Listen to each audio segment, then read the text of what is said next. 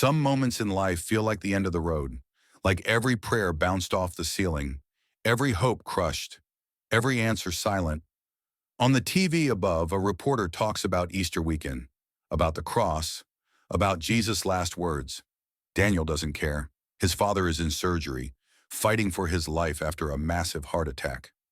Daniel whispers bitterly, "Where is God now?" Daniel buries his face in his hands. Then, an old man sits beside him, unexpectedly. He's well-dressed, gentle, but there's something almost otherworldly about him. Long pause. Then in a calm voice that cuts through the silence, the old man said, "Strange thing, isn't it? How death has a way of making us listen more closely to words we used to ignore." Daniel looks over, confused. The old man leans in slightly and said, "Especially the last words of a dying man." Daniel scoffs quietly. "Yeah? And what good are last words when life feels this empty?" Daniel hesitates. "7 keys?" The old man slowly reaches into his coat pocket. He pulls out an ancient-looking envelope. On the front, the last words of Jesus, for Daniel. Daniel looks stunned. How do you know my name?" But when Daniel looks up, the old man is already walking away. The old man, without turning around, answered, "You asked where God is, didn't you?" "Maybe. He's been speaking all along. Maybe you just haven't heard him yet." Daniel looks down at the envelope. Hands shaking, he opens it. Inside, a simple parchment paper. 7 words, 7 phrases. But underneath them, a handwritten note. "Daniel, each of these words holds power, but only if you have the courage to face them. Open your heart, and you'll open the door." Most people think the last words of Jesus were spoken for that day, for that cross, for that crowd. But what if they were spoken for you? What if those 7 final statements hold the hidden power to heal wounds you thought would never heal, to break chains you thought would never break, to restore what you thought was lost forever? Daniel's about to find out. And maybe, so are you. The envelope from the mysterious old man sits open on the passenger seat. Daniel stares at the first line written in bold. "Father, forgive them, for they know not what they do." Luke 23:34. He scoffs bitterly under his breath. Forgive them? Forgive him? His mind floods with memories. Daniel waiting at the window for his dad to come home. Birthday cake on the table, but his dad never shows. Teenage Daniel shouting at his dad, "You're never here, you're never enough." His father yelling in anger after drinking. Daniel's voice echoes in his head, "I'll never forgive you." Daniel looks down at the letter again. Another line is handwritten beneath the verse. Forgiveness isn't saying what they did was right. It's saying their mistake won't control your heart anymore. When Jesus hung on the cross, bleeding, broken, betrayed, he didn't just forgive his friends, he forgave his enemies. Forgiveness wasn't weakness, it was victory. It wasn't approval of what they did, it was freedom from its power. "But why should I forgive?" Daniel whispers. He remembers what the old man said. The last words of Jesus are keys. Daniel looks through the windshield. He sees his reflection faintly in the glass. Then he sees his father's face reflected too, not as a monster, but as a man, flawed, broken, hurting, just like him. For a long time, Daniel hesitates. His finger hovers over his sister's contact. Sarah. He finally calls. "Hey, how's Dad?" Still in ICU. He keeps asking if you're here. "Sarah, I don't want him to go, not like this." I come upstairs. He needs you. "Maybe I need him too." As Daniel walks, his thoughts were, forgiveness is not about forgetting the past. It's about freeing your future. On the cross, Jesus prayed for the very ones who hurt him most, not because they deserved it, but because we never truly heal until we let go. Daniel enters. His father lies weak, eyes closed. Daniel sits beside him. For a moment, silence. Then Daniel says words he never thought he'd say. "Dad, I forgive you." With tears filled in his eyes. "Not because it was okay, but because I can't carry this anymore." Daniel grips his father's frail hand. With his voice breaking, he let go the words, "I love you, Dad." Father stirs weakly. Eyes flutter open. Tears in his father's eyes. A whisper escapes his dry lips. Father, hoarse. Son, I'm sorry. Sometimes we wait our whole lives for words we may never hear. But the greatest healing happens when those words come from us.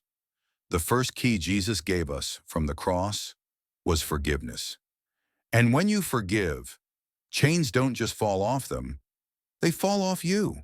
Jesus said to the thief on the cross, "Truly I tell you, today you will be with me in paradise." Luke 23:43. Daniel couldn't sleep.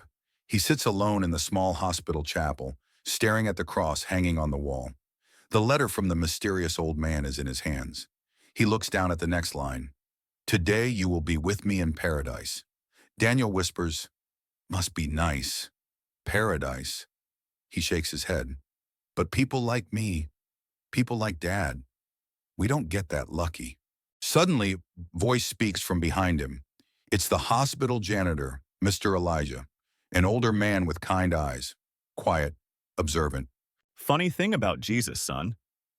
He always seemed to have a soft spot for people who thought they were too far gone. Daniel shrugs.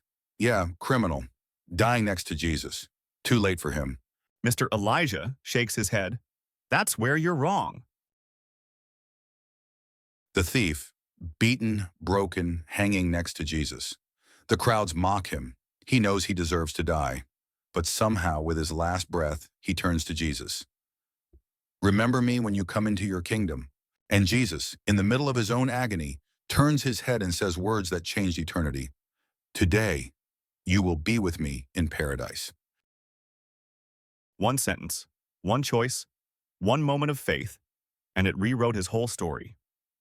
Doesn't matter where you've been, son. Doesn't matter what you've done. Grace isn't about deserving. It's about receiving. Daniel's mind flashes back. His father holding his hand last night. His father's whispered words, "Son, I'm sorry." Something shifts inside Daniel. For the first time in years, Hope Daniel looks at the letter again. The second word from the cross wasn't spoken to a priest, or a saint, or a perfect person. It was spoken to a thief, a failure, someone who thought their story was finished. But Jesus saw something else. A beginning. Daniel slowly gets up, determined, and walks back toward the ICU. But this time, with something different in his heart. Hope. As Daniel reaches his father's bedside, he whispers softly, "Dad, I don't know what tomorrow holds.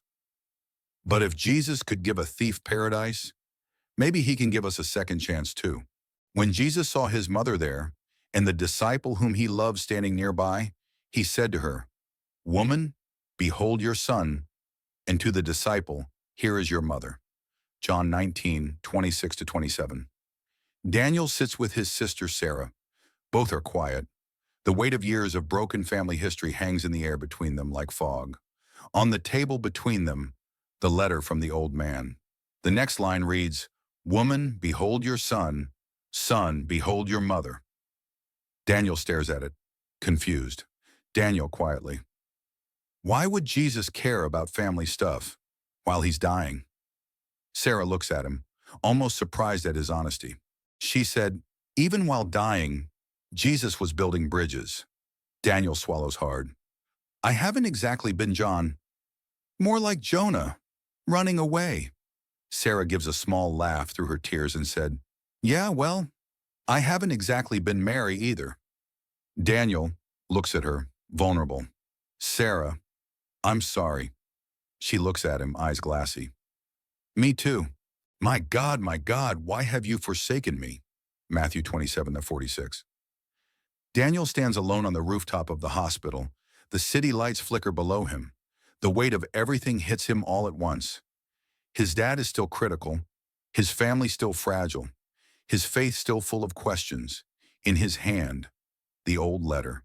He reads the next line aloud, almost bitter. My God, why have you forsaken me?" Daniel shakes his head. Daniel whispers raw, "Yeah, Jesus, I get that. I've prayed those words too. When Dad left, when Mom died, when life fell apart. Where were you then? Jesus hanging on the cross. Darkness covers the land, the Savior of the world, utterly alone. For the first time ever, silence between the Father and the Son. Jesus crying out in agony, my God, why have you forsaken me?" The most painful words in history, not because Jesus lost power, but because Jesus felt exactly what Daniel and so many of us feel: abandonment, aloneness, silence. Footsteps approach. It's Mr. Elijah. He was quiet and calm, like a man who's walked this road before.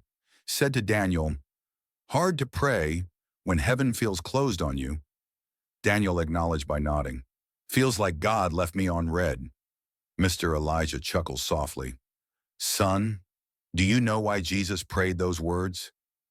Because he wanted you to know, even in your darkest night, you are never as alone as you feel." Mr. Elijah continued, "He was forsaken, so you could be found. He felt abandoned, so you could be adopted. He was in darkness, so you could walk in light."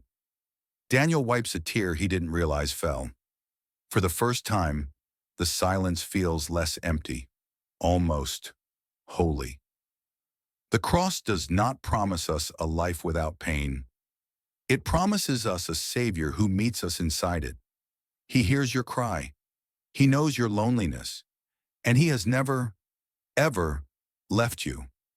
Daniel pulls out his phone. He types a simple text to his sister Sarah. "Hey, are you still at the hospital? Want to pray with me for Dad?" Her reply comes instantly. "Yes, I'd love that."